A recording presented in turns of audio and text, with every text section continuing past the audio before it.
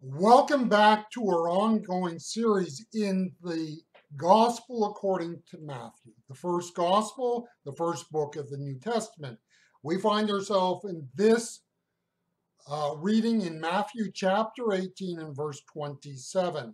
I am going to be reading out of the New International Version. The servant's master took pity on him, canceled the debt, and let him go. A key concept in the Christian faith is the idea of grace. In this verse, we see that there are, in essence, three parts to the idea of grace. In the NIV, the first idea is found in the word pity, or in some translations, such as the New American Standard Version or the King James Version, we will find the word compassion. Now, if you think about it, while these words are synonymous, they're not exactly meaning the same thing. I would say pity is more of a negative word. We often use pity with kind of a negative connotation in English. Compassion is a more positive sort of idea, but basically they are synonymous terms. So what we see is that grace begins in the initiative of God. We cannot understand grace unless we see it as something that begins in Him. It is not something that begins in us, it is Him. And it's He who reaches out to us. It is God who reveals Himself to us. It is God who sees our plight and reaches out to us. The second thing we see is that there is a debt. Why do we need pity or compassion extended to us? Because we have a debt. Now, that is something real, actual, and tangible. We noted in the previous reading the magnitude of the debt that this individual had. And we said, in terms of reality, it was not something real, it was hyperbole, it was something huge, beyond comprehension. The NIV gives us here the word canceled. In some of the English translations, we have the more religious term to forgive. Now, what is going on here? Canceled will be the more, I guess you could say, economic term. Forgiveness is the more religious term, speaking of what the parable is pointing to. In other words, we have a bondage to that debt. The debt is like what has happened in a number of countries in recent decades. There are a number of countries that have gotten to the point where they could not pay back the loans that they have secured on the international market. And so what has had to happen is, in order for these countries to go forward, is that there has to be forgiveness of their debts.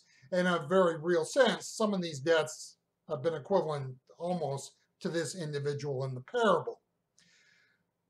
The Christian has the idea, the Christian has the debt of sin, and through that, what he does, that is God, sets us free from this. So the Christian faith is rooted and grounded in this sense of the major debt and being freed from it.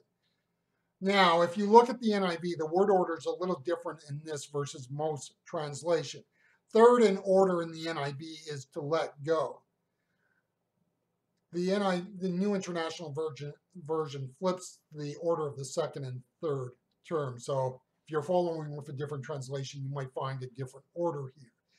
The passage does not say this, but it can be implied that the freedom was not the freedom to go and accumulate a new debt. You know, you go back to these countries that acquired massive amount of debt through international borrowing. The object was not so that these countries can turn around and, rack up another major debt load. And the same thing of this individual. It was not that he was now free to go back and do what he was doing. And as we talked about in the previous reading, there is reason to believe that implicit in it is the fact that this person was doing some things that were financially very irregular. Grace is grace when it takes us to a new life. If it has not taken us to a new life, then we really cannot say that we have actually experienced grace, but rather we have acted presumptively on the mercy of God. In a sense, that's what the person in this parable will do. In John chapter 5, we have Jesus healing a man at the pool of Bethesda, Bethsaida. Listen to what Jesus says to him afterwards. Later, Jesus found him at the temple and said to him, "See, you are well again. Stop sinning or something worse may happen to you." That's John 5:14, and that is in the New International Version.